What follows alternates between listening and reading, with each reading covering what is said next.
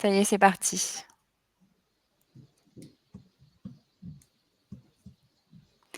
Alors, bonjour à tous. Je vous souhaite la bienvenue dans ce troisième webinaire organisé par le réseau Interval.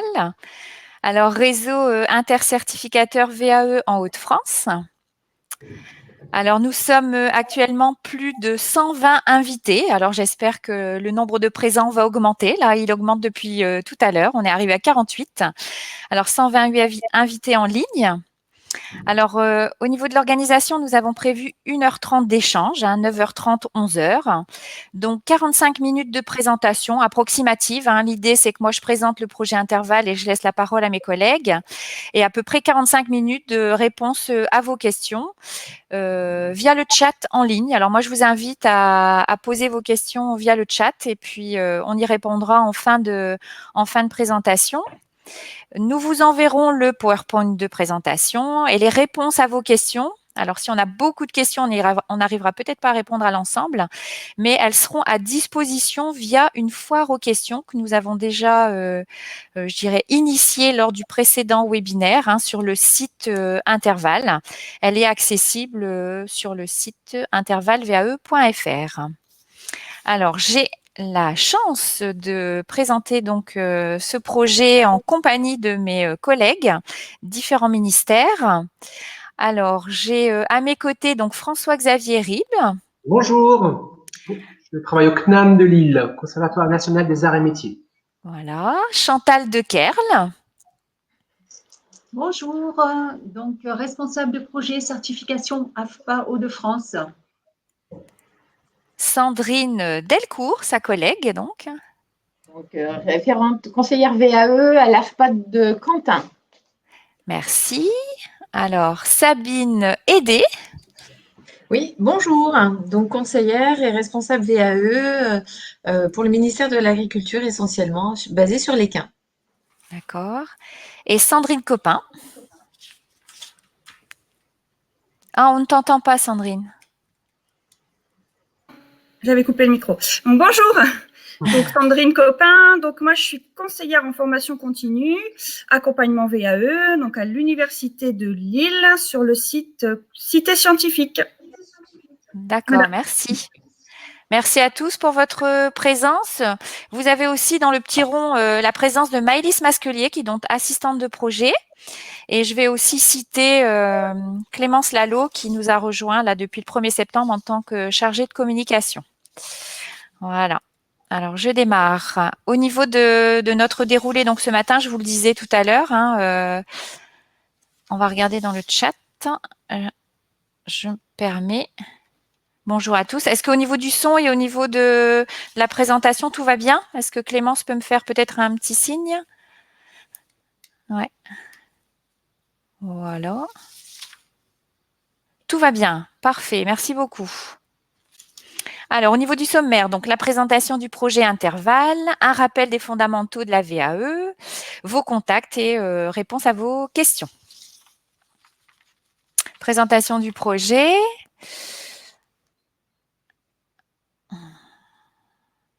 Alors, le dispositif Interval donc, est un guichet unique VAE en Hauts-de-France. Dispositif intercertificateur qui est un partenariat de 8 ministères. La région Hauts-de-France est la seule région à proposer ce dispositif intercertificateur. Ce dispositif est financé par la région. 8 ministères engagés dans ce projet. Ministère du Travail, ministère de la Transition écologique et solidaire, ministère des Solidarités et de la Santé, ministère de la Culture, ministère de l'Éducation nationale, de la Jeunesse et des Sports, ministère de l'Agriculture et de l'Alimentation, ministère de l'Enseignement supérieur, de la Recherche et de l'Innovation, ministère des Sports. Alors, ce projet est un dispositif donc, qui facilite l'entrée du candidat dans une démarche de VAE en région Hauts-de-France. Interval propose différents services personnalisés sur un large choix de certifications délivrées par les différents ministères engagés dans le projet. Plus de 2200 certifications. L'objectif d'Interval, c'est de fournir une aide préparatoire à la recevabilité de la demande du candidat à la VAE, donc le CERFA, est préalable à l'engagement dans une démarche de VAE. Depuis 2011, je dirais, ce projet a été lancé donc par une équipe qui nous a tous précédés, initié en 2011 par le conseil régional à titre expérimental. Ce projet n'a cesse d'évoluer. À l'initiative au départ, alors de 2011 à 2013, l'initiative de 3 ministères, l'Éducation nationale, le ministère de l'Agriculture et la DRGSCS.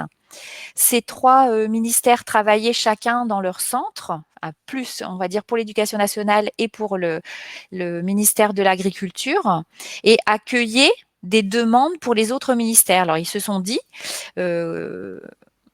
peut-être il serait intéressant de partager gérer les lieux d'accueil et surtout les savoir-faire. Alors, on a commencé donc un partenariat avec ces 3 ministères pour 1000 certifications et sur 23 centres. Et depuis 2015, le maillage territorial s'est élargi au niveau du projet pour aujourd'hui présenter, je dirais, 2200 certifications grâce à l'implication de 8 ministères sur 80 centres en Hauts-de-France. Depuis 2019, moi je suis donc arrivée au mois d'avril 2019 en tant que chef de projet. Je trouve que vraiment il y a une belle collaboration qui s'est renforcée autour de 4 axes stratégiques que je vais vous présenter dans la dynamique du projet. Alors concernant les lieux d'accueil au niveau des Hauts-de-France, donc on a 16 centres agences nationales pour la formation professionnelle des adultes, 30 centres de validation de l'éducation nationale, 19 centres de validation agricole, 2 conservatoires nationaux des arts et métiers et 15 services formation continue de l'université. Nous avons déjà accueilli plus de 64 935 personnes, dont 34 935 se sont inscrites dans la démarche avec un taux d'engagement de 54% qui est, je dirais, vraiment très important. Le dispositif intervalle dans la démarche de VAE. Alors, comme vous pouvez le voir sur le schéma, on est plus sur l'amont de l'accompagnement. On informe donc le candidat sur son projet. On constitue avec lui le dossier de recevabilité. C'est vraiment la plus-value du réseau. En intercertificateur, la personne se présente dans un centre et on va l'aider dans la complétion de son dossier avec, dans l'idéal, naturellement, un accès au certificateur précis par rapport à la demande du candidat. Si le candidat est reçu par un centre agricole et que son niveau de diplôme est plus orienté vers un niveau universitaire, on va naturellement renseigner la personne, mais pour faciliter, je dirais, le suivi dans son, je dirais, parcours global, on va l'orienter naturellement vers le conseiller le plus proche au niveau universitaire. Les conseillers intervalles ont accès à l'ensemble des contacts des 80 conseillers qui font partie du réseau. Alors, la 3e étape au niveau de la démarche de VAE, c'est la constitution du dossier de validation. La 4e étape, naturellement, le passage devant le jury. Et la 5e étape, alors ce qu'on souhaite naturellement pour le candidat, c'est d'obtenir une validation totale. Mais en cas de validation partielle, on vous incite à renvoyer le candidat vers le certificateur pour un entretien post-jury. L'idée, c'est vraiment de maintenir la motivation du candidat qui sera passé devant le jury, qui aura obtenu des préconisations. Et ces préconisations, il ne faut pas qu'il les garde pour lui. Il faut vraiment en échanger et l'engager, l'inciter à engager la continuité du parcours. Le projet Intervalle 2020, ce que je disais tout à l'heure au niveau de la conception sur 2020, on est resté sur...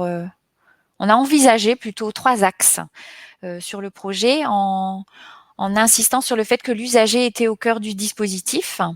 Alors, les 3 axes proposés donc au projet 2020 et qui ont été validés par la région, accentuer la notoriété à l'interne, à l'externe. Alors, les cafés VAE font vraiment partie de cette notoriété à l'externe. Diversifier les modalités d'accueil. Sécuriser la qualité de l'accueil, puisque au niveau du dispositif, on a eu une belle aventure là sur 2019. Nous avons réalisé 30 audits de conformité et ce qui a été mis en valeur, c'est vraiment le professionnalisme des conseillers et les qualités de l'accueil qui est réservé à l'ensemble des usagers des Hauts-de-France. Je vais rentrer un petit peu plus dans les objectifs stratégiques du projet. Alors, 4 objectifs, 3 ambitions, mais 4 objectifs stratégiques. Alors, avec pour premier objectif le renforcement de la promotion du réseau, avec une augmentation de la lisibilité sur le site, un élargissement du référentiel, un élargissement du référencement naturel. Alors, en tant que conseiller intervalle, on est donc porteur du projet. Vous participez aujourd'hui à ces cafés VAE. Moi, je vous incite vraiment à vous inscrire sur le site Interval pour augmenter la lisibilité, puisque une personne qui va rechercher une information sur la VAE en Hauts-de-France, au plus on aura de référencement, au plus on aura effectivement le réseau qui va arriver en priorité, et puis ça nous permettra à tous d'accéder, enfin de permettre à l'usager d'accéder plus rapidement à un contact de proximité. Valorisation du dispositif auprès des entreprises et des usagers. Alors là, au niveau des entreprises, nous avons animé ce mois-ci un premier webinaire à destination des entreprises des Hauts-de-France avec un témoignage réussi d'une VAE. Alors, grâce à la participation du CNAM, on a la représentante du CNAM au national qui a partagé son expérience de VAE collective avec une entreprise au national, qui est l'entreprise EDF. Vous aurez la possibilité de visionner ce webinaire grâce à la mise en ligne dès cette semaine ou la semaine prochaine de la chaîne YouTube du réseau Interval. Tous les webinaires que nous réalisons seront disponibles sur cette chaîne YouTube. Je vous incite vraiment à profiter de ces travaux, parce que là, on a vraiment un beau témoignage d'entreprise. Si vous devez valoriser la VAE en entreprise, vous pouvez l'utiliser en support. Alors, comme deuxième axe, sécuriser la qualité de l'accueil. Alors, dans la simplification des modalités d'inscription, chaque certificateur, je dirais, fait ce qu'il faut pour, simplifier les modalités d'inscription au niveau de cette démarche. Pour l'éducation nationale, on a la possibilité de s'inscrire sur un site qui est national, France VAE, via des réunions d'information collective. L'objectif, c'est vraiment de faciliter l'orientation des usagers au niveau du projet. Les usagers peuvent aussi profiter du site Interval pour poser une question sur un formulaire en ligne, et aussi accessibilité de toutes les informations via le numéro unique du réseau Interval.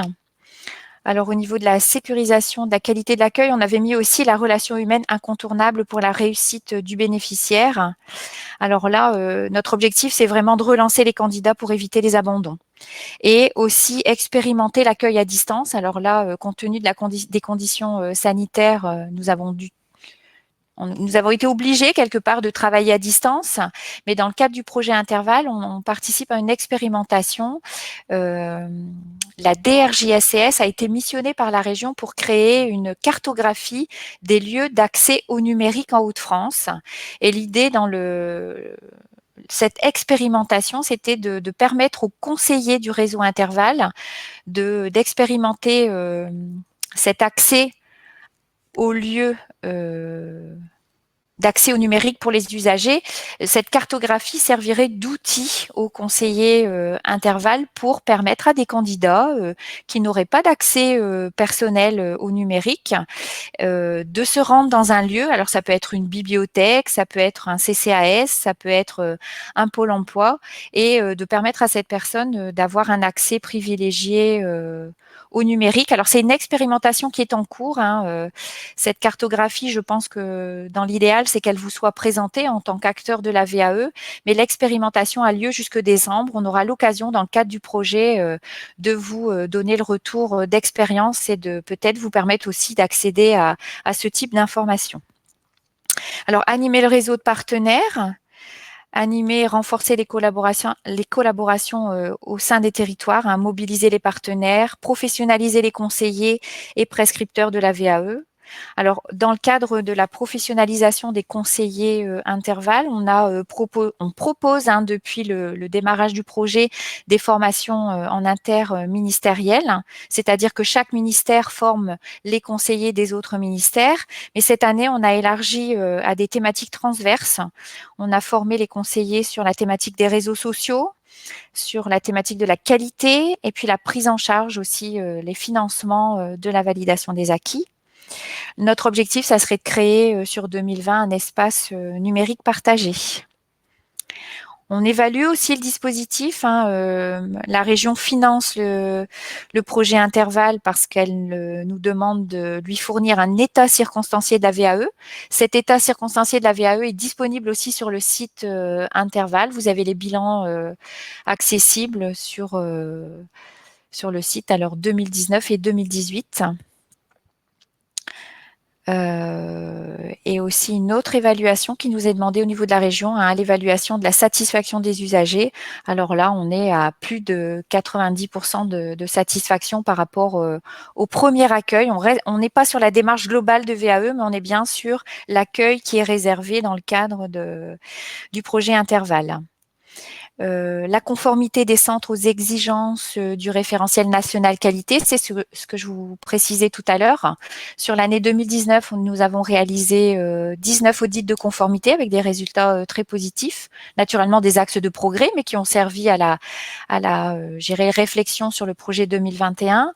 Et cette année, ont été donc réalisés 9 audits de conformité ici au mois de novembre. Et bon, je n'ai pas encore les résultats en ma possession, mais pour avoir échangé avec l'auditrice qui a réalisé ces audits. Elle a de nouveau retrouvé la qualité de l'accueil avec des démarches qui vont être nouvelles peut-être pour 2021 grâce à ce confinement puisque tous les acteurs ont mis en place des modalités d'accueil à distance et je dirais que c'est très très positif parce qu'on a été vraiment dans l'innovation et les collaborateurs ont fait preuve de beaucoup d'innovation dans leur démarche. Alors, rappel des fondamentaux de la VAE. Le parcours VAE peut varier d'un certificateur à l'autre. Chaque parcours VAE comporte au moins 3 étapes. Une candidature ou livret de recevabilité avec la complétion d'un CERFA qui est unique à l'ensemble des certificateurs, un dossier d'expérience ou livret de validation et un oral devant un jury avec exercice de mise en situation pour certains titres ou diplômes. La VAE nécessite un travail personnel pour rédiger le dossier qui relate les expériences et les compétences du candidat, des possibilités d'accompagnement par des organismes experts en VAE, quel que soit le statut du candidat, un accompagnement qui est vivement recommandé. Le cadre réglementaire de la VAE, alors je ne vais pas rentrer dans les détails, mais on est bien sur un droit individuel inscrit au Code du travail depuis 2002. Avec une loi qui a évolué en mars 2014 et en août 2016, relative à la formation professionnelle et à la modernisation du dialogue social et à la sécurisation des parcours professionnels, avec un décret qui a quand même changé la donne en 2017, applicable à compter du 1er octobre 2017. Nous étions précédemment sur 3 années d'expérience pour pouvoir obtenir une recevabilité, alors qu'à compter de 2017, on est sur 1607 heures pour être éligible à la VAE avec une prise en compte des périodes de formation. L'expérience professionnelle étant représentée à 50%, à plus de 50% sur les 1607 heures. Un arrêté donc du 29 novembre 2017 qui donc a permis la mise en place d'un CERFA commun à tous les certificateurs et des évolutions de la loi en 2018 avec l'apparition des blocs de compétences. Un candidat qui engage une démarche de VAE aujourd'hui peut se positionner simplement sur quelques blocs de compétences. Et un décret d'octobre 2019 pour un assouplissement de la demande de congé, une prise en charge des frais de procédure et d'accompagnement par les fonds de la formation professionnelle et l'obligation pour les organismes d'obtenir la certification qualité pour, conforter les qualités de l'accueil et aussi permettre la réponse aux appels d'offres. Un focus sur le décret de 2017, c'est ce que je vous disais précédemment. Les activités professionnelles qui doivent être, alors on peut donner en nombre d'heures, mais aussi plus de 6 mois, et les activités réalisées en formation initiale ou continue de moins de 6 mois.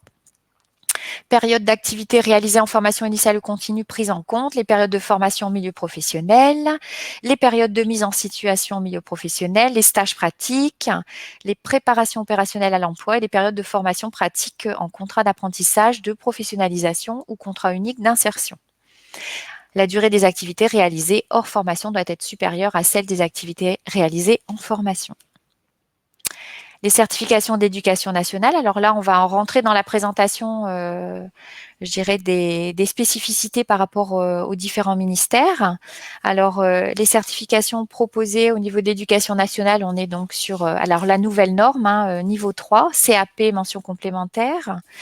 Niveau 4, les BP, les bacs pro, les mentions complémentaires, les brevets des métiers d'art, les diplômes d'état de moniteur éducateur, en niveau 5, brevet de technicien supérieur, diplôme des métiers d'art, diplôme d'état d'éducateur spécialisé, diplôme d'état d'éducateur technique spécialisé, diplôme d'état de conseiller en économie sociale et familiale. En niveau 6, le diplôme de comptabilité de gestion, niveau niveau 7. Quand j'ai un niveau 1, il y a un problème sur le PowerPoint. Diplôme supérieur de comptabilité de gestion et diplôme supérieur d'art appliqué. Alors, au niveau de l'éducation nationale, les certifications les plus demandées, le CAP accompagnement éducatif petite enfance, le diplôme d'état d'éducateur spécialisé, le BTS management des unités commerciales, le BTS support à l'action managériale, le diplôme d'état de moniteur éducateur, le bac pro coiffure, le bac pro commerce, le BTS négociation et digitalisation de la relation client et le bac pro gestion administration. Alors, au niveau des candidats qui s'inscrivent dans une démarche au niveau de l'éducation nationale, le candidat s'inscrit via France VAE à une réunion d'information. Alors, les réunions d'information collective qui étaient proposées sur France VAE se sont transformées donc en rendez-vous à distance ou rendez-vous en présentiel. Lors du premier confinement, nous n'étions simplement que sur des rendez-vous à distance, mais actuellement, au niveau des centres de validation d'éducation nationale, vous avez la possibilité d'être reçu en physique. Le candidat qui s'inscrit sur France VAE reçoit donc la possibilité de... Il s'inscrit donc à un rendez-vous. Le conseiller reçoit donc le candidat. Le candidat, donc, on lui explique la démarche et on lui demande de fournir des documents pour obtenir la recevabilité. Une fois que le candidat a donc remis l'ensemble des documents, alors on parle de preuves pour attester des expériences professionnelles, extra-professionnelles et aussi donc les activités réalisées au cours d'une période de contrat d'apprentissage, de professionnalisation ou de stage.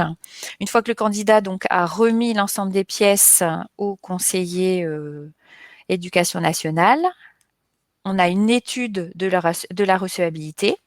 Si la recevabilité est accordée, on adresse donc un courrier de recevabilité au candidat avec la remise d'une facture pro forma, une facture qui demande le règlement donc de la participation forfaitaire financière au processus de certification d'un montant de 250 €.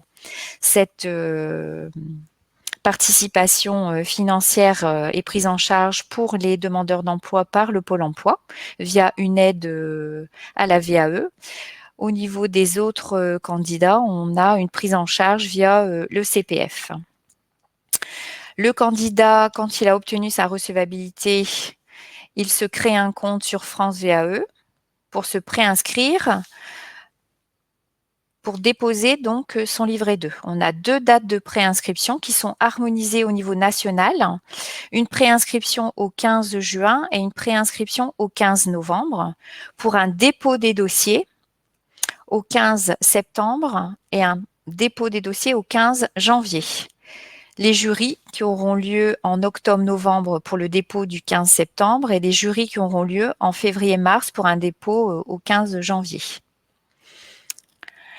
L'accompagnement, comme je le précisais au niveau du parcours de VAE, est vivement conseillé. Alors, il est réalisé par des organismes de formation, dont le réseau des Greta, réseau éducation nationale.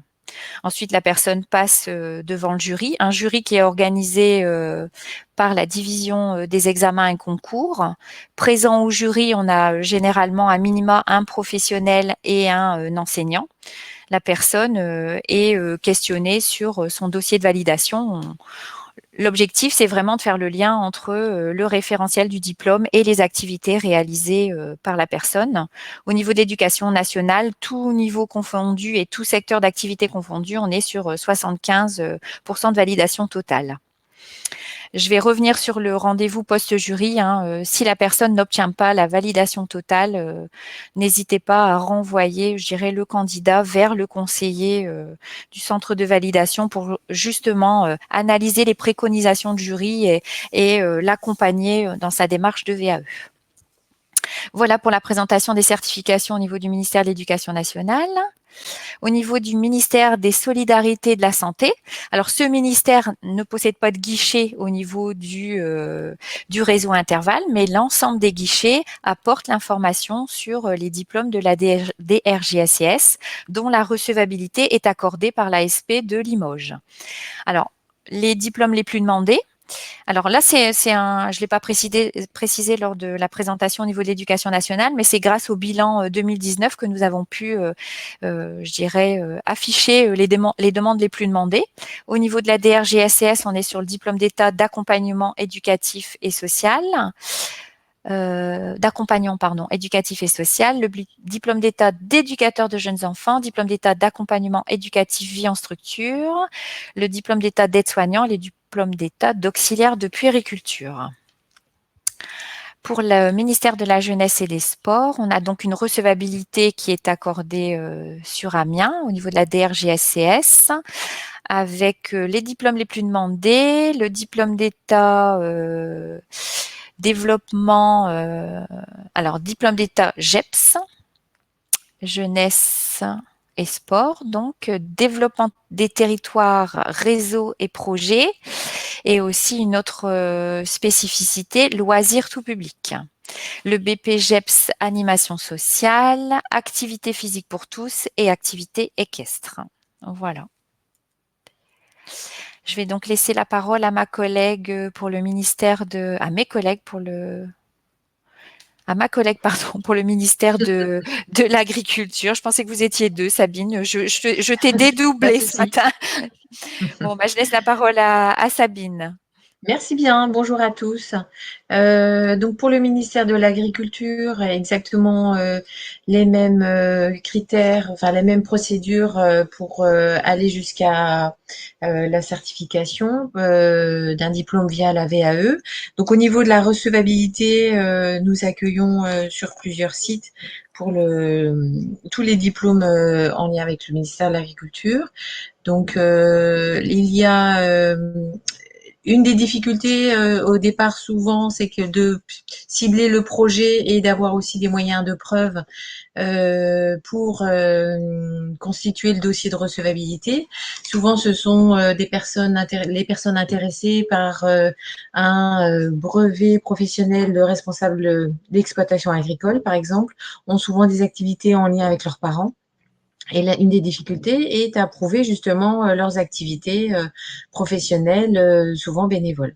Voilà, ça je rentre déjà dans un détail technique, mais voilà, il faut trouver la parade, enfin voilà, trouver comment bien constituer le dossier de recevabilité, puisque nous les accompagnons dans cette démarche. Sinon, en termes de diplôme dans le métier concernant le ministère de l'Agriculture, eh bien, il y en a 134 du niveau CAP, BTS et plus licence également, enfin bac plus 3. Et nous avons des licences pro en lien avec des universités. Et il y a essentiellement les diplômes les plus demandés sont donc de ce fait le brevet professionnel responsable d'exploitation agricole, qui est plutôt dans la page suivante, les activités hippiques également, en lien aussi des diplômes avec la production agricole et gestion d'entreprise. La commercialisation. La commercialisation, nous avons par exemple plusieurs filières. La filière en lien avec l'alimentation, donc les produits de la terre, ce soit en ferme mais aussi dans les grandes surfaces, grands hypermarchés ou les commerces de proximité. Il y a également la commercialisation en jardinerie et la commercialisation animalière, autant dans les circuits d'élevage que dans les commerces animaliers.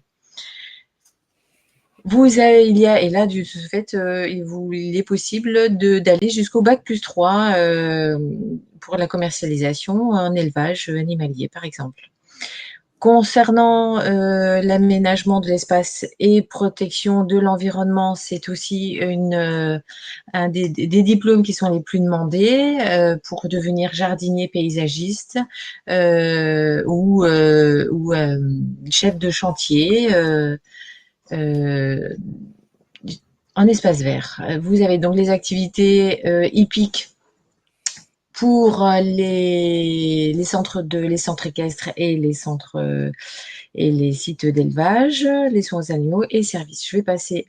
Alors, les services, pour petite info, nous avons un pôle service aux personnes dédié au territoire et nous accueillons donc différentes possibilités pour accéder au bac, par exemple au bac SAPAT, bac pro SAPAT, et qui est un diplôme en lien avec le service à la personne, toute structure, donc que ce soit en EHPAD ou service aux personnes à domicile.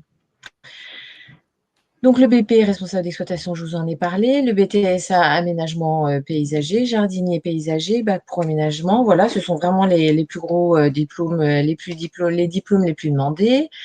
Le bac pro, technicien conseil également, alimentation, production animalière et jardinerie.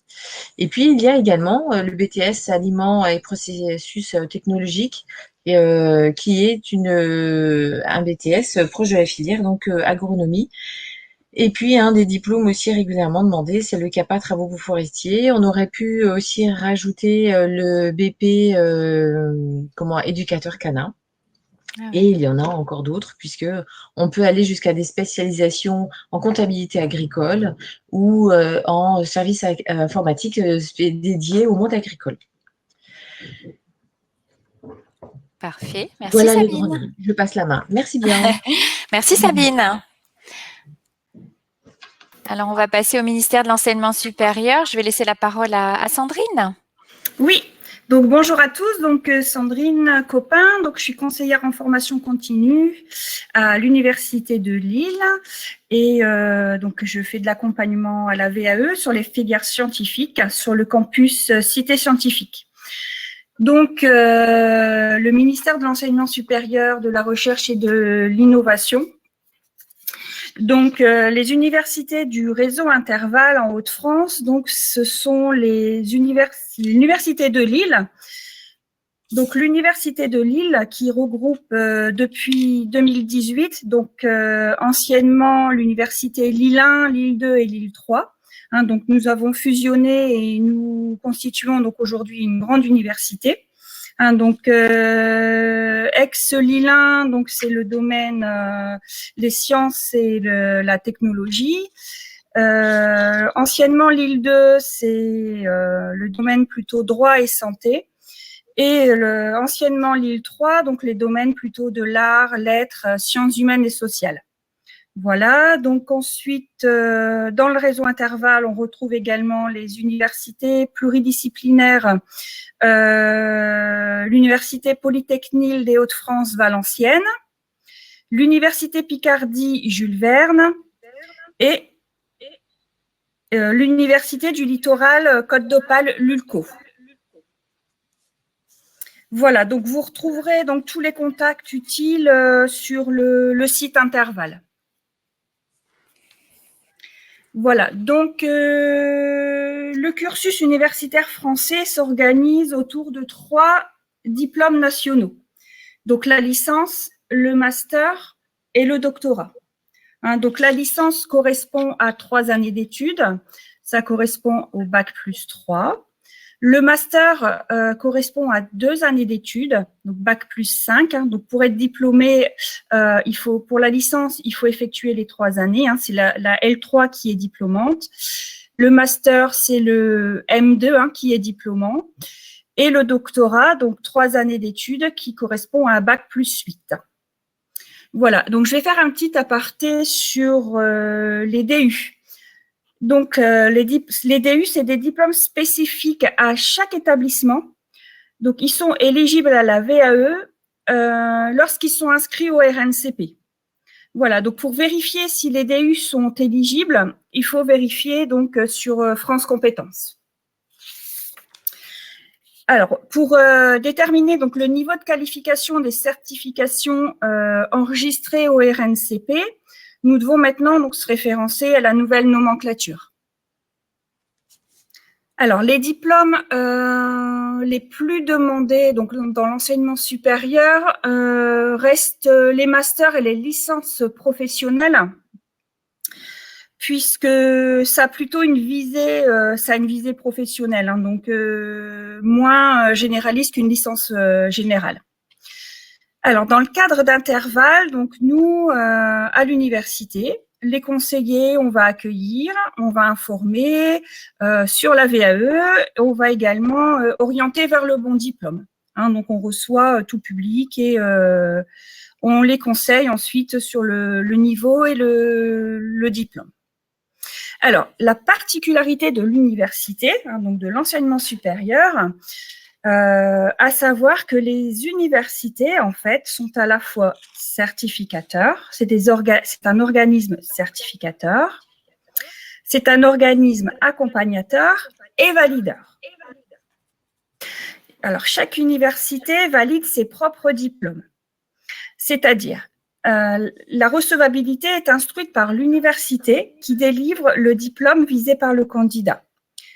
Alors, chaque diplôme a une mention et un parcours. Donc ça, c'est très important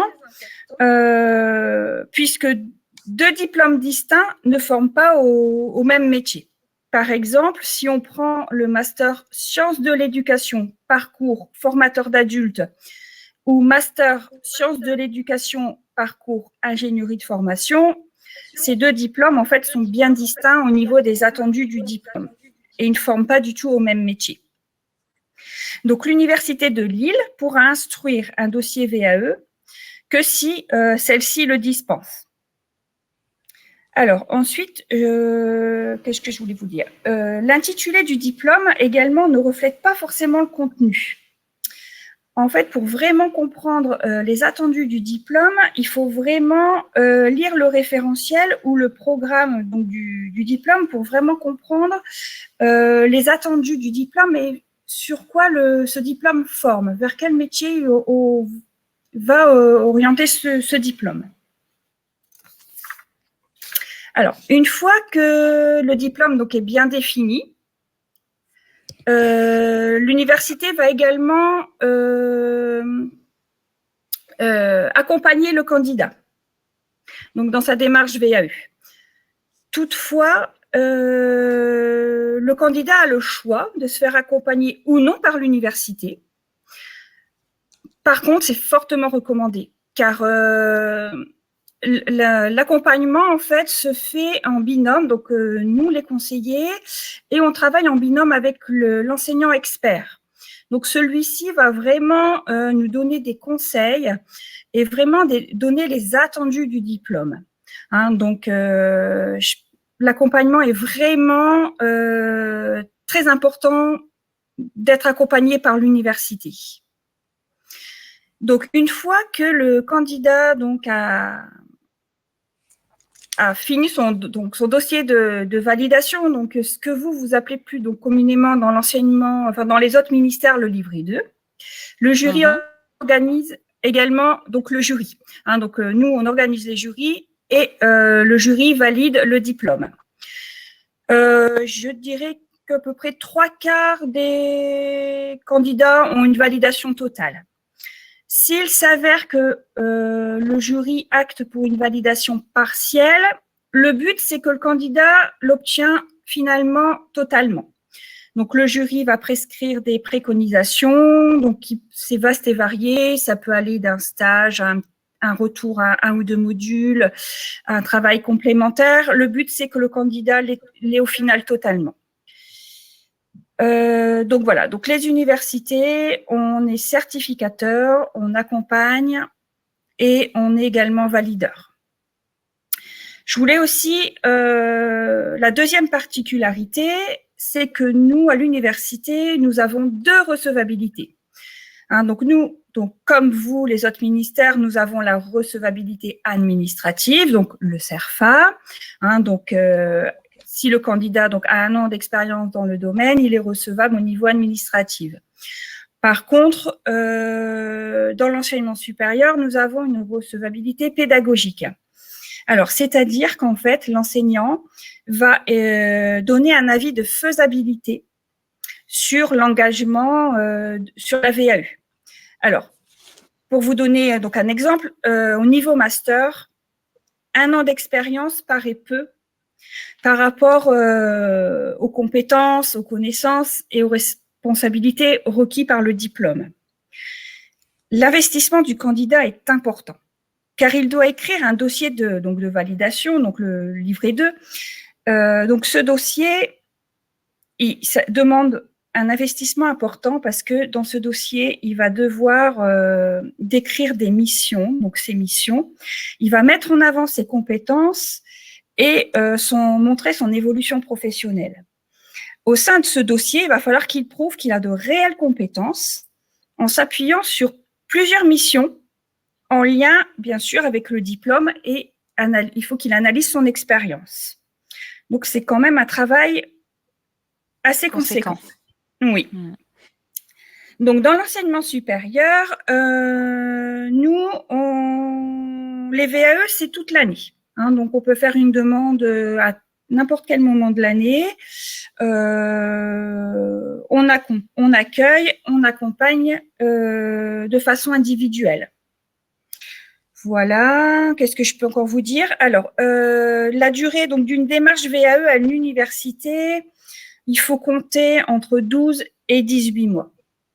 Donc, au vu du dossier quand même à fournir, il faut 12 à 18 mois pour valider, donc depuis l'accompagnement jusqu'au jury, 12 à 18 mois.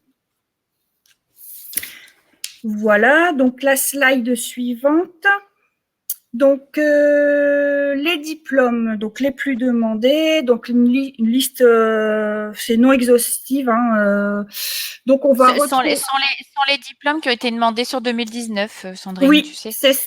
C'est sûr que c'est pas représentatif, mais oui, l'idée, c'était vraiment de montrer à nos invités ce qui était le plus demandé, parce que parfois, c'est vrai qu'au niveau des candidats, on n'a pas idée de ce qui est le plus demandé. Alors, c'était l'objet du slide. L'objet du slide, oui, c'est ça.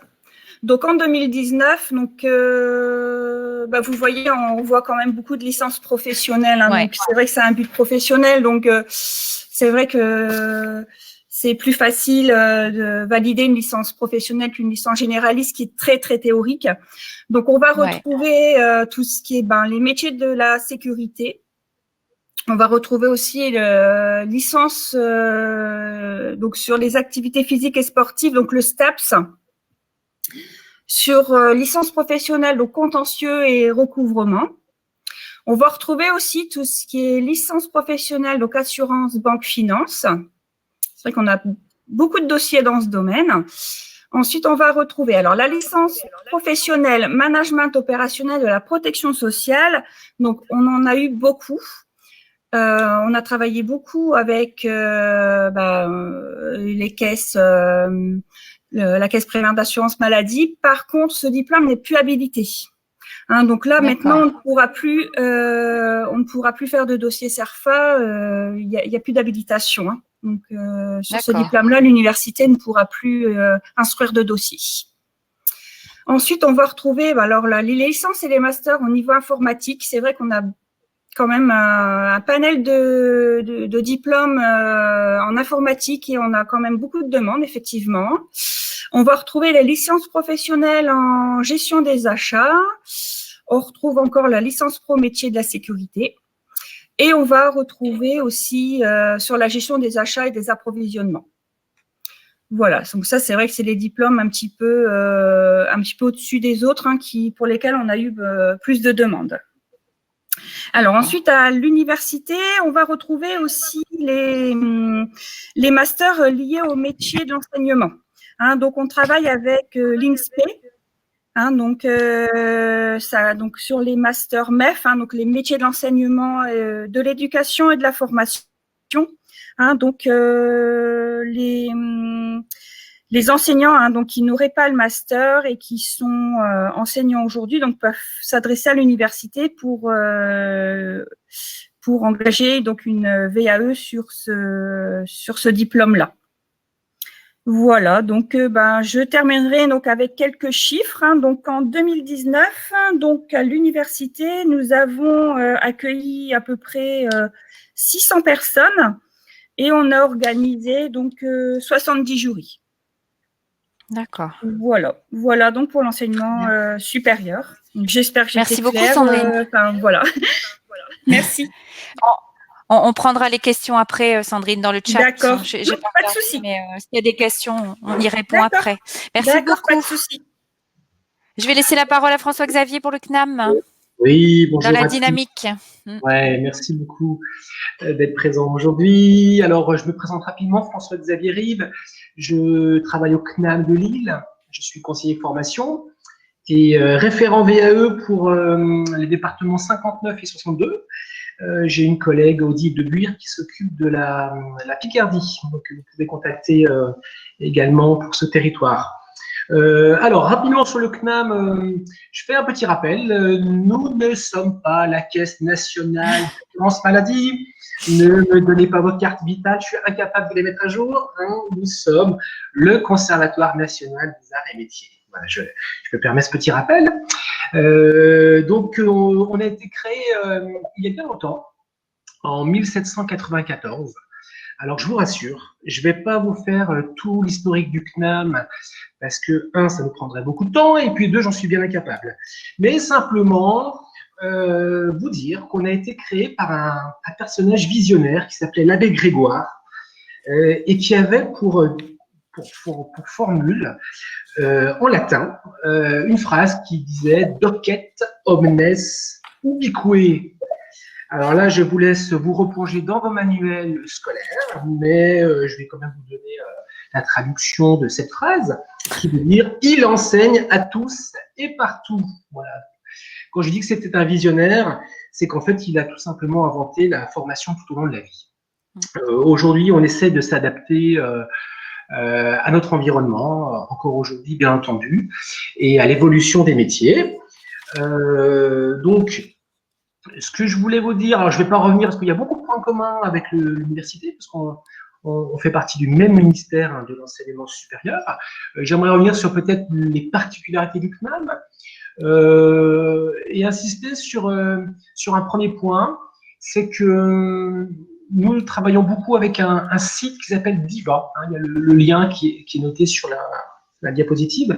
Diva, c'est un site qui permet aux gens de prendre contact avec nous, de renseigner un petit peu leur parcours, leur projet, de mettre un CV, et nous les recontactons le plus rapidement possible suite à leurs fiches qu'ils ont complétées. Donc, je sais qu'il y a beaucoup de conseillers en évolution professionnelle ou formation ou à l'emploi, chargé de mission, etc. dans les participants d'aujourd'hui. Donc, n'hésitez pas, quand vous rencontrez du public, n'hésitez pas à leur demander de s'inscrire sur ce site Diva, qui nous permettra également de gérer toute la recevabilité de leur projet.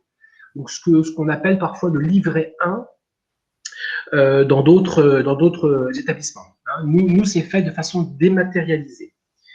Alors, une particularité du CNAM également, c'est que quand les gens me sollicitent pour un projet VAE, je vais représenter le CNAM national. Je vais pouvoir faire me reporter au catalogue national et donc les 682 parcours de formation. C'est-à-dire que je ne vais pas renseigner que les formations qu'on fait, nous, en région Hauts-de-France. Voilà, je vais aller sur le catalogue national, donc c'est pareil. Quand vous êtes sollicité par des personnes, n'hésitez pas à leur dire d'aller sur le site du CNAM.fr, le CNAM national, et pas sur le site du CNAM Hauts-de-France, puisque forcément, ils auront la présentation complète de tout ce qu'on propose au CNAM. Ça, c'est important également. Alors, par rapport à la procédure VAE, je vais rejoindre ce qu'ont dit mes collègues, donc je ne vais pas trop revenir dessus. Je vais insister sur un point qui est le suivi post-jury. Il faut savoir que contrairement aux autres ministères, le taux de réussite au CNAM sur une VAE totale est moyen, hein, puisque environ une VAE sur 2 est validée intégralement.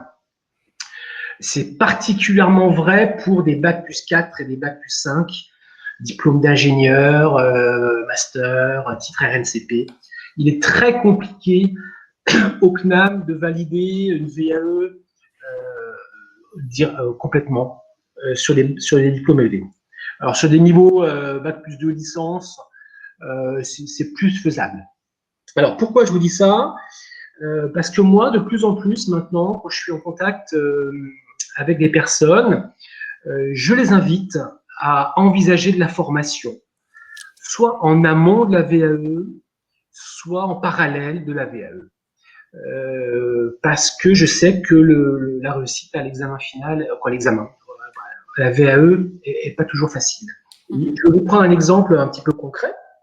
Hier, j'avais au téléphone un monsieur qui voulait présenter un master commerce marketing. Il partait d'un niveau bac. Bon, sur le principe, c'est possible, hein, en y associant une VAP.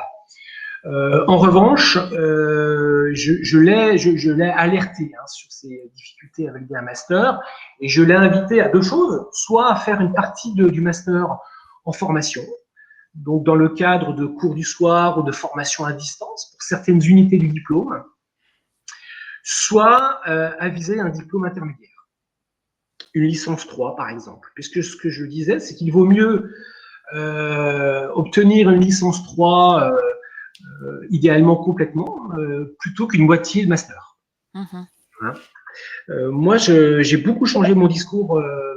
Avant, je disais aux gens, écoutez, vous tentez l'intégralité du diplôme et on verra ce que dit le jury. Le problème, c'est que si le jury ne valide pas 6 ou 7 unités d'un master, par exemple, et ben c'est 2 ans de formation derrière, au minimum. Les gens qui me sollicitent pour la VAE, c'est vrai qu'au départ, ne pensent pas à la formation. Mais moi, je les invite, en tout cas, je les encourage à y réfléchir. Voilà.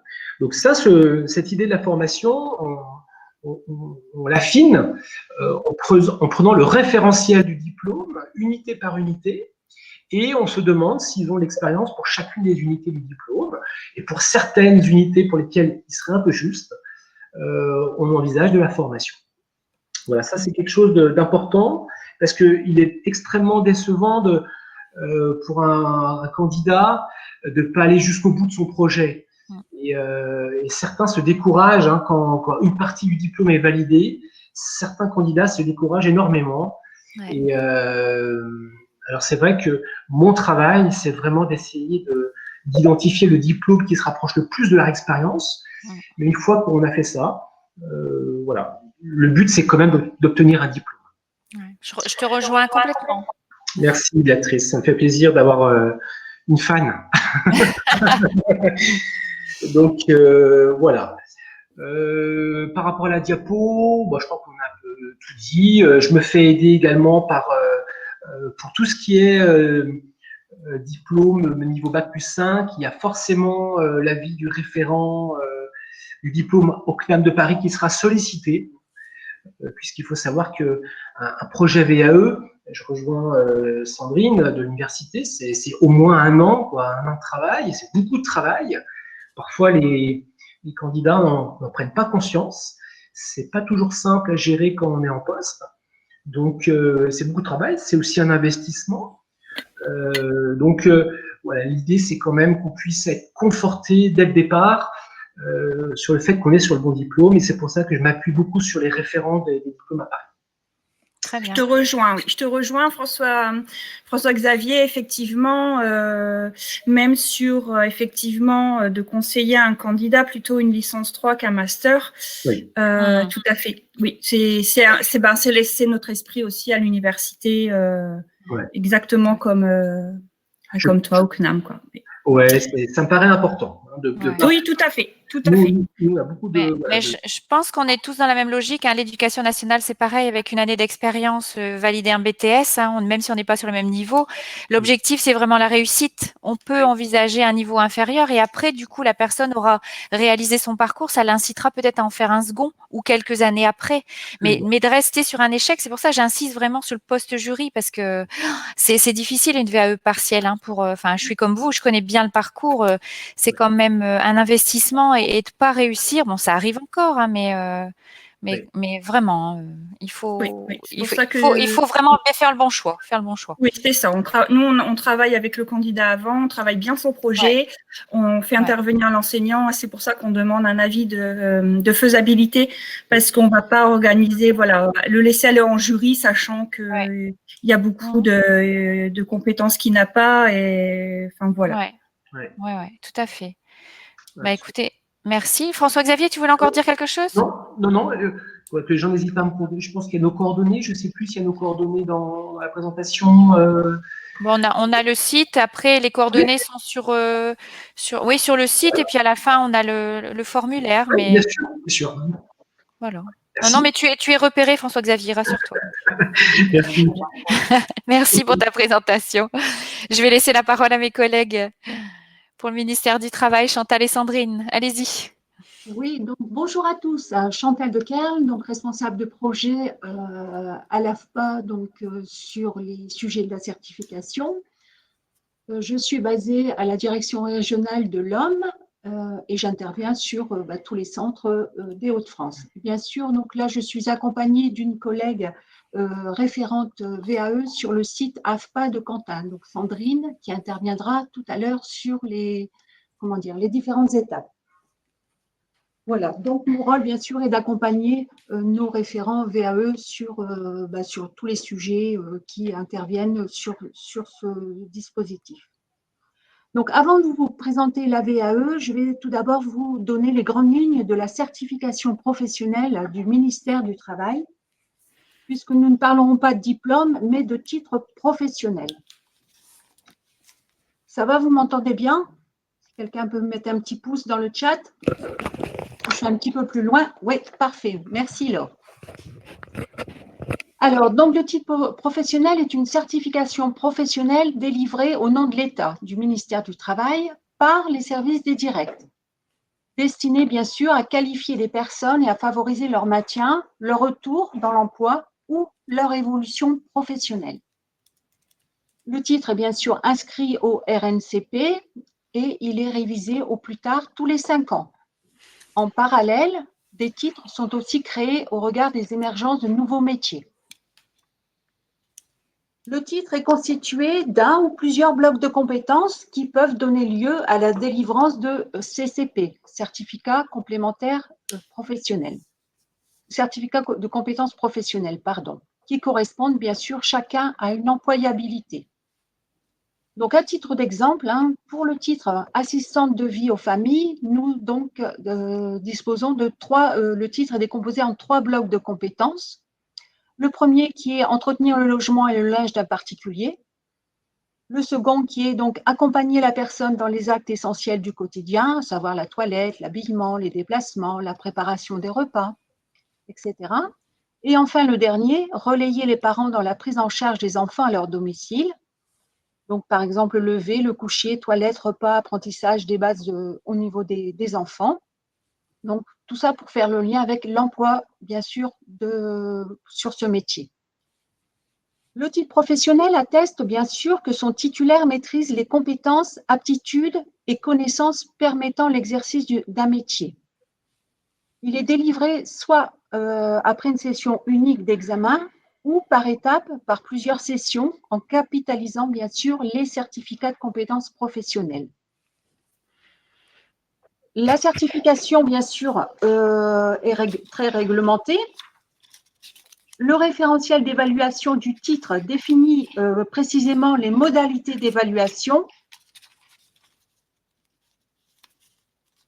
et le déroulement. Ah, on entend, voilà, je ne sais pas, il y a des petits parasites. J'espère que vous m'entendez bien. Alors, je parlais du référentiel d'évaluation, oui, donc qui est du titre, qui définit les modalités d'évaluation, le déroulement de la session, le plateau technique sur lequel le candidat sera évalué, et bien sûr indique les critères d'évaluation, et ça pour chacun des titres. Le jury, enfin, est composé de professionnels habilités par la directe qui n'ont pas quitté le métier depuis plus de 5 ans. Donc, c'est important. Ils sont bien sûr professionnalisés sur cette mission de jury. Donc, le jury évalue le niveau de maîtrise des compétences des candidats lors d'une mise en situation professionnelle, durant laquelle le candidat va mettre en œuvre sa pratique professionnelle, c'est-à-dire le geste professionnel. Le candidat va également s'exprimer sur sa représentation et sur ses expériences au niveau du métier lors de l'entretien final qu'il aura avec le jury. Et à l'issue, bien sûr, le jury pourra délibérer sur la maîtrise ou pas des compétences. En résumé, donc, le titre professionnel est une reconnaissance officielle d'une qualification par des professionnels contribuant bien sûr à l'insertion dans l'emploi. Donc voilà les grandes lignes du titre professionnel pour bien cerner notre titre. Maintenant, quelques données socio-économiques. Donc, nous avons à peu près 246 titres couvrant de nombreux secteurs, pour 35% dans le BTP, également à peu près donc 35% pour la partie industrie et donc le reste qui est de 30% sur le tertiaire. Nous avons une majorité de titres de niveau 3 et 4, même si le titre couvre de niveau 3 à 6. Bon, 63% des certifiés sont sur un niveau 3, 17,7% sur un niveau 4 et 18% sur un niveau 5. Un taux de réussite non négligeable aux sessions d'examen qui est de 74%. Enfin, le titre répond aux besoins des entreprises. 87,8% des entreprises estiment que le titulaire du titre a su s'adapter rapidement aux exigences du poste exercé dans l'entreprise.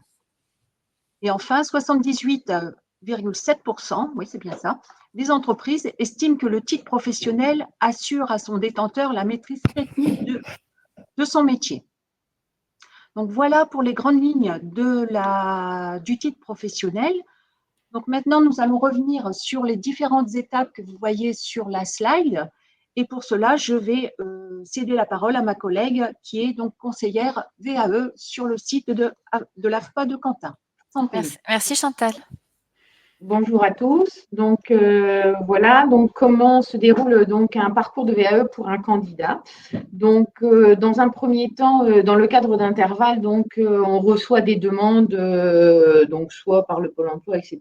Si vous avez des candidats que vous souhaitez positionner, donc vous avez la possibilité soit de les inscrire donc via la ligne téléphonique du 3936.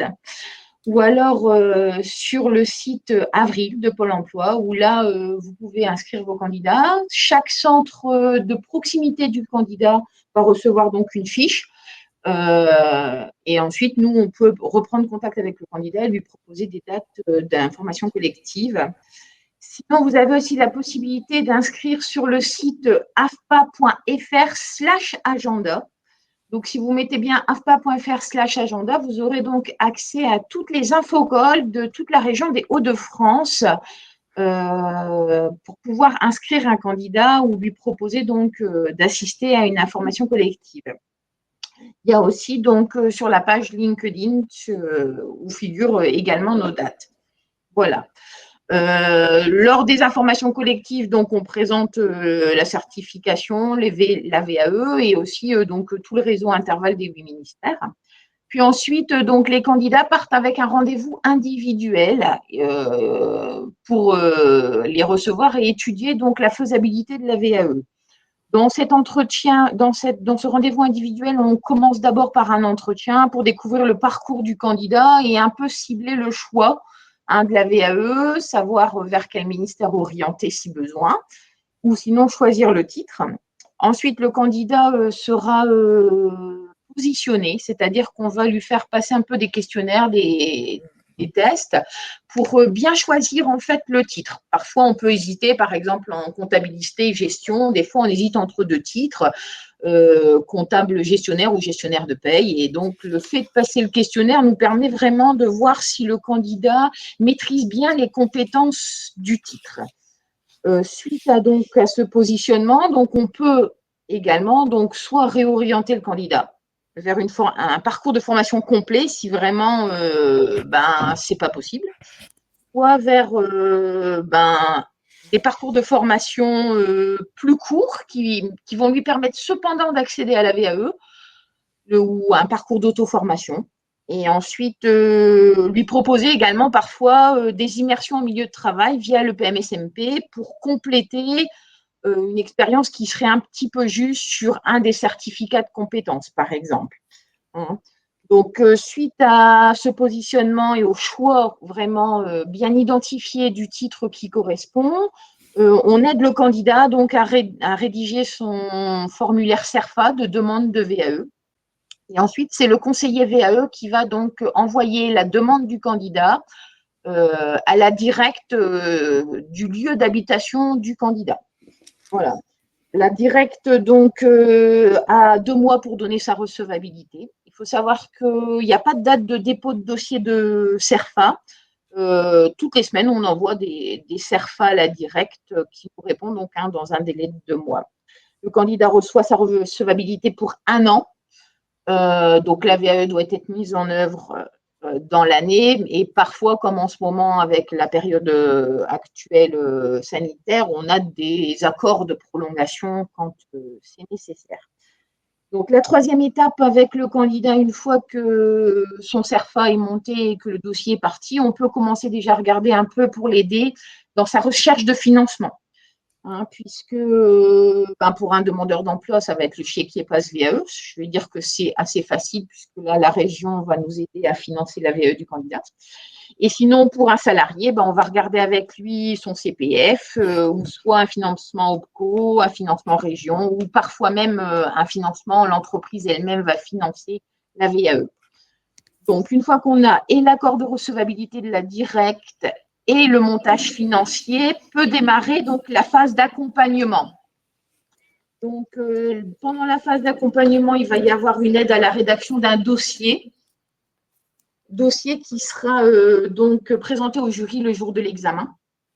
Dans les titres de niveau bac à niveau BTS, donc là, le candidat aura, en plus de son dossier de dossier professionnel, il aura un dossier de projet dans lequel il va devoir présenter au jury donc un projet qu'il a ou mené ou participé en présentant tous les tenants et les aboutissants du projet. Pendant l'accompagnement, le candidat va aussi être aidé par des simulations d'entretien. On va l'aider à se présenter sous un jour favorable, on va dire, à bien aborder son oral, à bien présenter ses compétences et ses savoir-faire. Et puis, on va surtout aussi l'inviter donc à visiter le plateau, puisque dans notre ministère, la session d'examen, comme le disait Chantal de Kerle, est une mise en situation pratique. Le conseiller VAE va également l'aider donc à choisir en fait sa date et son lieu d'examen. En fait, au ministère du Travail, nous avons des examens toutes les semaines. Donc, le candidat peut très bien choisir, s'il est prêt, par exemple, de passer son examen le mois prochain, mais à Marseille. Ou alors, il se dit, non, c'est trop loin, je ne me déplace pas et j'attends 1 ou 2 mois pour le passer dans la région. Donc là, c'est vraiment un choix entre le conseiller qui lui présente toutes les possibilités de validation et le candidat qui dit bah oui, j'ai besoin de le passer rapidement, donc je me déplace, ou bien non, je peux attendre et je le passerai plutôt proche de mon lieu d'habitation. Voilà. Donc, une fois que la date et le lieu sont trouvés, on se met en relation avec le centre et on lui propose donc la visite du plateau. Cette visite du plateau, elle est indispensable puisqu'en fait, le candidat va pouvoir un petit peu voir où il sera validé, mais aussi on va aborder avec lui toutes les notions de sécurité, lié au titre. Par exemple, un cariste, il va voir où se trouve le chariot, où se trouvent les racks, où se trouvent les clés pour démarrer l'examen, etc. Puisque c'est vraiment une mise en situation. Un menuisier, il va trouver les boutons d'arrêt d'urgence, toutes les choses comme ça qui sont indispensables à la visite avant de démarrer l'examen. Voilà. Puis ensuite, il sera convoqué à sa mise en situation. Le jour de l'examen, le candidat, donc, dans un premier temps, fait preuve de son savoir-faire. Un cariste, par exemple, on va lui demander soit de charger un camion, soit de décharger un camion, soit de ranger des palettes en stock. Voilà, ça c'est la première partie de l'examen. Et la deuxième partie de l'examen, donc c'est l'oral, où il va présenter son dossier professionnel, où il va échanger avec le jury de ses expériences, de ses entreprises dans lesquelles il a travaillé, etc. Pour les niveaux BTS, ils vont présenter leur projet. Et puis ensuite, donc, le jury validera donc soit des validations totales, soit des validations partielles, bien sûr, en fonction des compétences du candidat. Donc, il faut savoir qu'une particularité dans notre ministère, comme le disait Chantal, c'est surtout que notre jury est constitué de 2 professionnels. C'est-à-dire, donc, si on est sur un titre de cariste, ce sera 2 caristes qui vont venir auditer. Ces jurys caristes sont formés à la mission de jury. Ils ont un parcours de professionnalisation dans lequel ils sont formés à la posture, au droit, au devoir d'un jury. Et puis, ils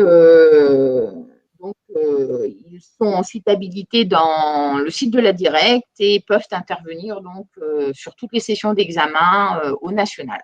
Voilà, j'en ai fini pour ma présentation donc d'un parcours candidat VAE. Parfait. Je ne sais pas si on rebondit sur les certifications les plus demandées. Je vais peut-être les donner parce que je vois que l'heure tourne. On n'aura pas l'occasion de répondre aux questions. Donc là, c'est essentiellement le top 10. Donc ouais. voilà. Et après, ça varie aussi selon les centres. Oui, tout à fait. Je vais me permettre de laisser la consultation aux personnes présentes parce que je vois que l'heure tourne. On a beaucoup de choses à dire au final tous. Je vais continuer avec les 2 ministères qui sont aussi partenaires du réseau, le ministère de la Transition écologique et solidaire. Alors là, on a peu de demandes, mais je dirais qu'on a la chance de les avoir avec nous, pour exemple, brevet de mécanicien 750, brevet de chef mécanicien 3000, brevet de capitaine 200 pêche et certificat matelot. Alors, on a eu un dossier en 2019 avec une validation partielle et ministère de la Culture qui a intégré aussi le projet, qui souhaite vraiment, mettre en avant les diplômes envisageables en VAE, diplômes nationaux supérieurs professionnels comédien, musicien, danseur, artiste de cirque, professeur de musique, de cirque, de danse, de théâtre, certificat d'aptitude aux fonctions de professeur de musique et de professeur de danse. Voilà pour la présentation en intercertificateur de la démarche VAE, avec une entrée naturellement réseau intervalle, avec, comme le met Clémence dans le chat, là que j'observe, la possibilité de trouver les adresses de l'ensemble des centres sur le site intervalle. Un petit récap des certifications accessibles par ministère que je ne vais pas reprendre. On en a déjà assez, on les a présentés tous. Alors, vos contacts au niveau des centres intervalles, un maillage territorial, le maillage territorial 2020, donc avec des centres AFPA, CNAM, centre de validation agricole, centre de validation éducation nationale et les universités. Je dirais que vous retrouverez les contacts sur le site intervalle. Les conseillers, dont j'ai déjà parlé, leur mission, planifier, organiser les réunions d'information, accueillir, conseiller, orienter, présenter le réseau intervalle, capitaliser les données, puisque c'est grâce à eux qu'on fournit le bilan circonstancié de la VAE en Hauts-de-France à la région et évaluer la satisfaction des usagers. Selon les ministères, l'accessibilité à la VAE, on en a déjà parlé, c'est un petit récap. Et comment nous contacter? Ben, effectivement, via le site intervalle-vae.fr, le formulaire de contact que vous pouvez compléter, le numéro unique, et puis les réseaux sociaux. On vous incite à nous demander en connexion sur LinkedIn et puis Facebook pour pouvoir partager les posts que nous réalisons, je vais dire, pratiquement quotidiennement pour promouvoir le réseau. Alors, écoutez, je vais vous remercier pour votre attention, puis je remercie aussi mes collègues qui ont participé à cette présentation. Je vais solliciter peut-être par rapport aux questions. Clémence, je ne sais pas si tu souhaites faire un récap. Ah voilà, quelques questions posées. Je souhaite savoir si vous pouvez intervenir auprès de nos collaborateurs. Alors oui, bien sûr. Vous pouvez envoyer un message sur contact, le formulaire de contact, ou me l'envoyer directement en tant que chef de projet, béatrice.roland@ac-lille.fr. On se fera un plaisir de promouvoir le réseau auprès de vos collaborateurs sans problème. Le tout, c'est que la date convienne à l'ensemble des intervenants. C'est simplement ça. C'est toujours une question d'agenda. La volonté est là, mais c'est les agendas parfois qui coincent. Pour l'agriculture, les rendez-vous doivent être pris également sur France VAE. Alors ça, c'était une possibilité l'an dernier, mais on s'est rendu compte qu'avec le confinement, on avait un petit souci au niveau de la validation des réunions d'information collective. Quoique pour l'agriculture qui était là au démarrage du projet, je pense que ça pose pas de problème. Je vais peut-être laisser Sabine valider peut-être la réponse à la question. Est-ce que vous indiquez encore des réunions d'information collective sur France VAE, Sabine? Il faut mettre le micro si tu veux, Sabine. Ah.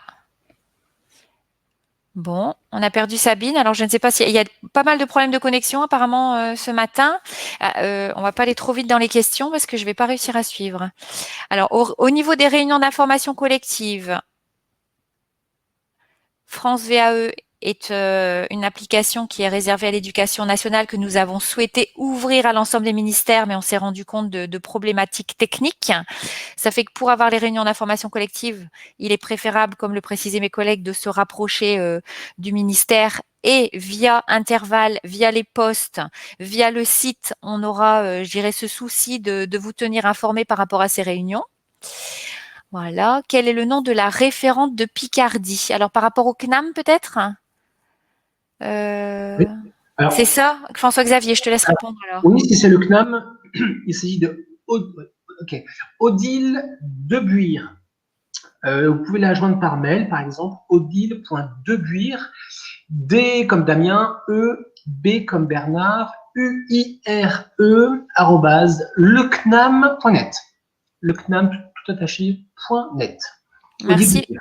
Merci François-Xavier. Ce mode de positionnement est-il valable pour tous les certificateurs? Pour le moment, j'oriente systématiquement mes bénéficiaires vers la plateforme Avril. Est-ce la bonne manière d'orienter? Oui, alors j'ai vu l'échange dans le chat.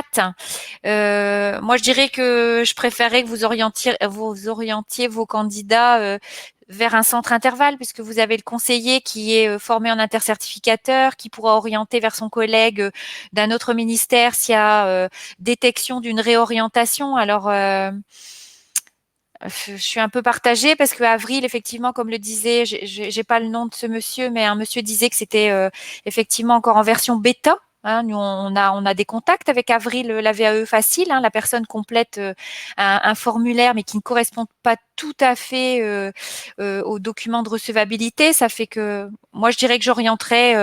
Alors, je proche pour ma paroisse, mais vers le réseau intervalle. Et puis Avril, la VAE facile, partenaire de Pôle Emploi. Moi, dans la pratique, nous recevons aussi des formulaires d'Avril, la VAE facile. Ça veut dire que normalement, il doit avoir une connexion, mais je pense qu'on est encore dans une expérimentation qui n'est pas tout à fait encore huilée, si je peux me permettre. Voilà. Oui, moi je trouve que Avril, la VAE facile, pour moi, ça fonctionne bien. Ça oriente bien, ça fonctionne bien. Oui, d'accord, parce que pour certains collègues, ça reste encore un petit peu compliqué. Ah tant mieux, Sandrine, si à ton niveau tu as bien les formulaires et que après tu recontactes le candidat via ce formulaire alors. Oui, je reçois même son CV, je reçois d'accord. Quasiment un CERFA rempli. Ah d'accord, ah bah, je suis peut-être en Ah retard ouais. dans la version bêta alors, excuse-moi Sandrine. Ouais. Non, c'est bien d'avoir le retour. Moi, bon, je suis aux commandes, ça veut dire que les conseillers qui travaillent avec moi sur l'Académie de Lille étaient pas tout à fait au clair par rapport à cette collaboration, mais si tu me dis que ça fonctionne, je pense que je Ouais, suis ouais, peut-être en retard dans les délais, quoi. Mhm. Après, l'objectif de toute façon pour tous, hein, c'est d'amener la personne à obtenir le renseignement le plus rapidement possible, parce qu'on sait que entre le nombre d'accueils et le nombre de recevabilité accordées, on était là sur un chiffre de 54%. Alors c'est sûr que c'est pas mal, mais en même temps, pourquoi certaines personnes s'arrêtent alors qu'elles n'ont pas encore obtenu leur recevabilité? On peut se poser la question. Alors on a effectivement cette année d'expérience qui est peut-être pas suffisante par rapport à l'investissement ou à l'obtention d'une certification, mais notre objectif, hein, autant au niveau du réseau Interval que pour avril, la VAE facile, et puis pour tous les conseillers Pôle emploi qui sont en ligne avec nous, hein, parce que je viens de regarder les participants, c'est vrai qu'on a quand même beaucoup de conseillers Pôle emploi et puis autres conseillers Cap emploi ou conseillers en insertion, en orientation. Notre objectif à tous, c'est de toute façon de donner le renseignement le plus fiable et le plus proche, enfin à proximité du candidat. Alors, que conseillez-vous? Alors concrètement, lorsqu'un souhait de VAE est formulé par un bénéficiaire. Alors là, je ne sais pas à quoi c'est raccroché, du coup. C'est pas évident pour moi de répondre. Concrètement, c'est de rencontrer un conseiller pour moi intervalle, en intercertificateur, hein, pour choisir avec lui la certification, puisque aujourd'hui, ça fait partie de ses prérogatives. Hein. J'espère avoir répondu à la question. Le pass VAE se termine au 31 décembre pour 2021. Quelle est la procédure? Alors là, on a eu une intervention de Madame Atsamia, donc chargée VAE de la région sur le précédent webinaire, qui nous disait que une communication sera réalisée d'ici fin d'année par la région pour nous donner les directives. Pourrez-vous rappeler vos coordonnées avec le lien replay?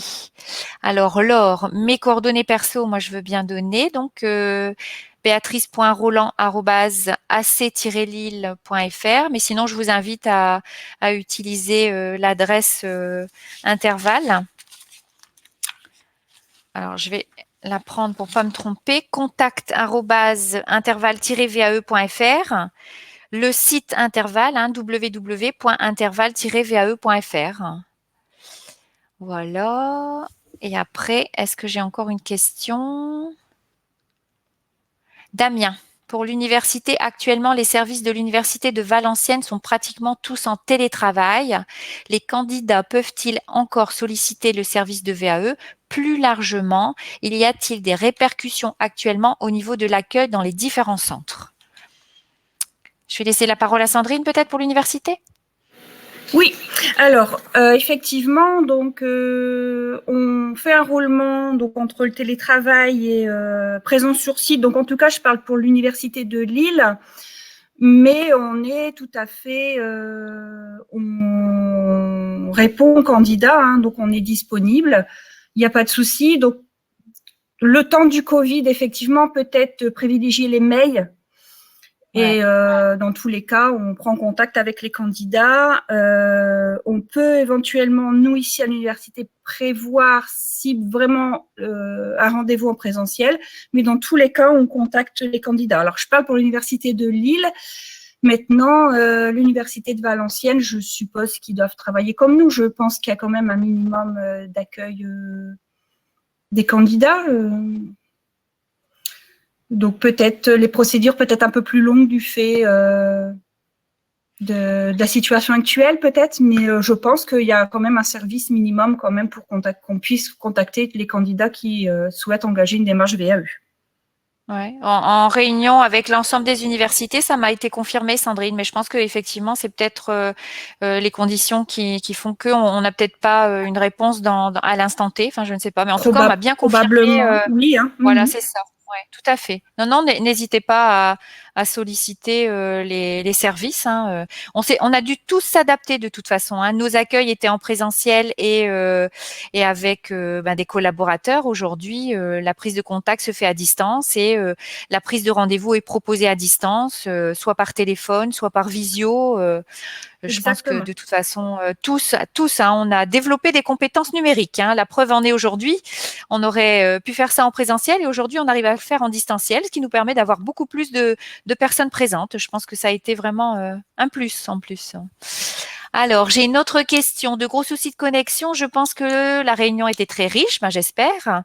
Malheureusement, je suis pas disponible le 18 décembre. Alors oui, effectivement, il y aura une programmation sur 2021. On vous fera suivre le programme. On a déjà programmé 3 dates. La 3e semaine du mois, le jeudi. Alors, j'ai pas les dates en tête. On n'a pas encore les thématiques. Sur 2020, on était sur la présentation d'intercertificateurs. 2021, on élargira certainement sur d'autres thématiques avec l'objectif pour janvier de parler du pass VAE hein, pour vous donner effectivement les informations en direct de la région. Bonjour Marianne. En effet, d'autres dates sont prévues. Les guichets VAE par département indiqués sur le site d'Interval sont-ils les contacts interministériels dont vous parliez? Bah oui, automatiquement, les guichets sont liés à la présence du ministère sur le territoire.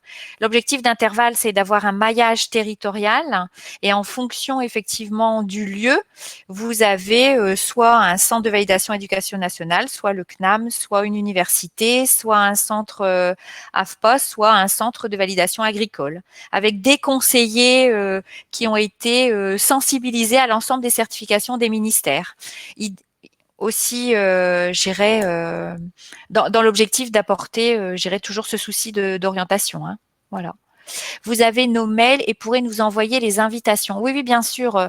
L'objectif du réseau Interval, c'est grâce à ces cafés VAE, alors là, on est sur le 3e café, c'est de compiler les coordonnées des partenaires sur le territoire et de transmettre l'information au plus large possible. Et n'hésitez pas vous-même hein, à élargir par rapport à vos contacts au niveau du travail. Si vous avez apprécié, je dirais, cette présentation, renvoyez le lien à vos partenaires sur les territoires, vos partenaires collègues de travail pour vraiment que cette information soit la plus largement diffusée. Voilà.